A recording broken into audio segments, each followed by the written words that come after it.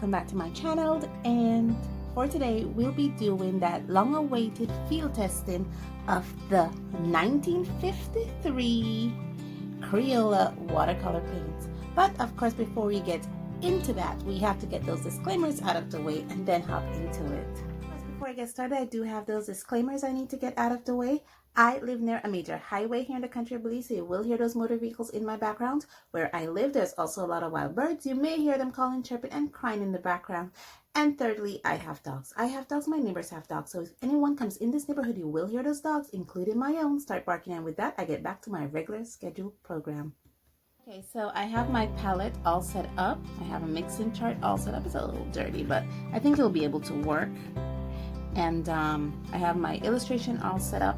Now, if you are a member of my Patreon, at least 98% of all my illustrations, my line arts, are up on Patreon for those who would like to follow along with me.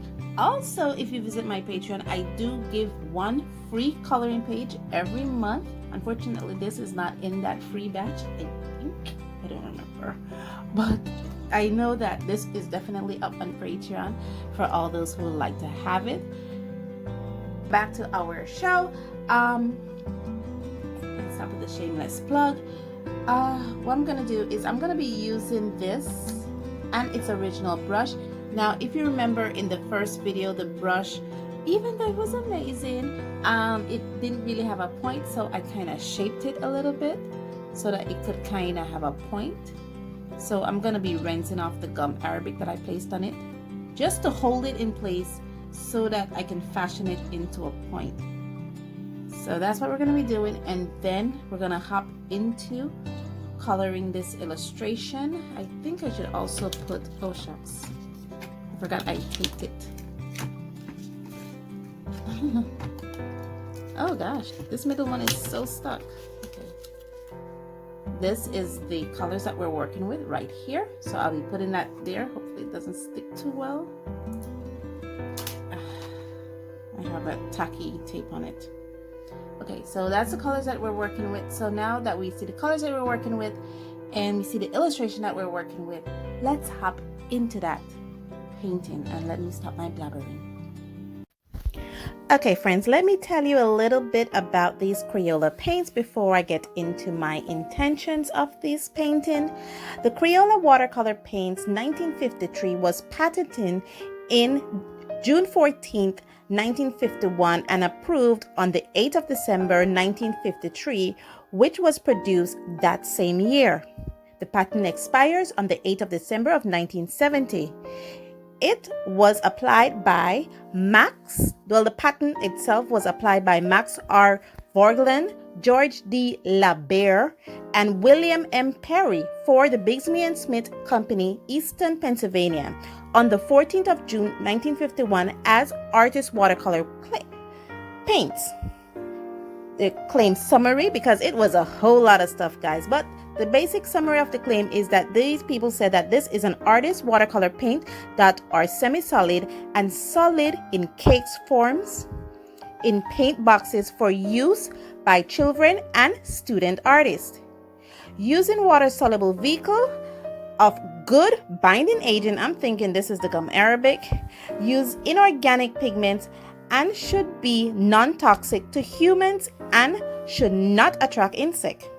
It uses polyethylene glycol for high molecular weight, and some of the pigments that are in this is alizarin, methyl violet, and rhinodiamine G6. Just a little bit to say what these watercolor paints are all about, but as you can see here, I'm doing a whole lot of variations of green. So basically what I did is that I started to mix green. I'm sure you started first on the flat, and then I had to pull that easel out. I don't know, even though my back wasn't hurting or anything, I just love using that easel. So now you see me here going in with some greens, trying to vary the green. Actually, this color is actually blue, yellow, green, and black mixed all together to try to create some distancing of these leaves. And I was just basically trying to ensure that the painting had pop to it. All the leaves don't look the same color. They They look individual. Now you see me going with some browns. This is actually mixed with brown and black because again I want to create that distant effect to that tree bark there. And also I'm using just the brown now with a little bit of yellow to bring those trees in the front more closer to the viewer. I'm also doing the same to the other tree on the right. One thing I had to struggle with is this brush. My goodness, I'm not blaming the brush, I'm blaming me. I'm not used to working with natural hairs, so this brush is very hydrophilic. It loves water, guys, and it holds a lot of water. I'm just dapping in there trying to create some shadows, and that was one of the biggest struggles with me. But by the time I got to this stage, I was already used to the hydrophilicness of this brush, how much it holds water. In my left hand, you may not be able to see it in this, but I'm actually holding some tissue trying to dab off some of that water, siphon off some of that water when I don't need so much water in the brush. I'm going for the skin tones here. I actually mixed this with a little bit of yellow, some orange, some reds, and some greens. Yes, I use green to mix the skin tone, guys. Don't hate on me. Also, as you can see, I was actually struggling with this brush because again, it didn't hold a very fine point.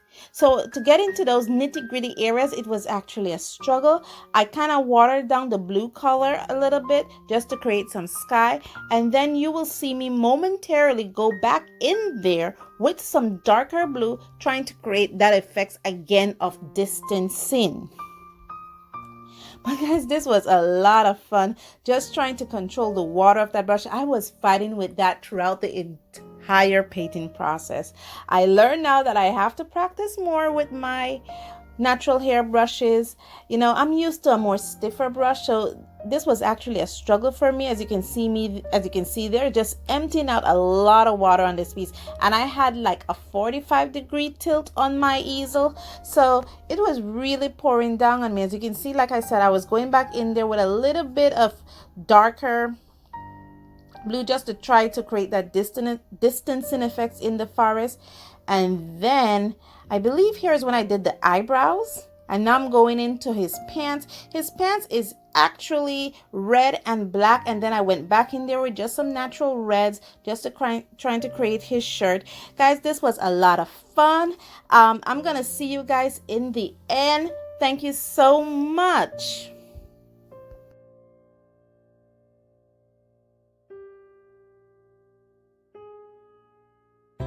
Okay guys, I am finished. As you can see, it is done. 2 points of note I did not say in the painting piece. I lost a hair right here. Actually two. One just came out too. So yeah, these are not glued in properly, and as you can see, look at that point. It's not really as sharp as I'm used to, but it's a point nonetheless. But yeah, it was a struggle to hold a point for me, and I'm not gonna say it's his fault because maybe it's just me. I'm not used to working with natural hair brushes, but all in all, I had fun doing that. I know now that I have to start pulling out those natural hair brushes and start working with them because I was struggling with this. All in all, it was beautiful. It came out perfect. I love the fact that I actually went first mixing my own greens. This here is the actual green. This color here is this color here. And this is the color here also for his eyes, and all the other greens are greens that I either mixed with green or mixed up my own green with the blues and the yellows, and this is the green and the black, but I said that already in the painting piece. But all in all, guys, I had a lot of fun. I even chipped a nail. Thank you so much for joining me on this journey. Thank you so much for all your support, and as always, stay safe, stay blessed, and I'll see you in the next one. Bye.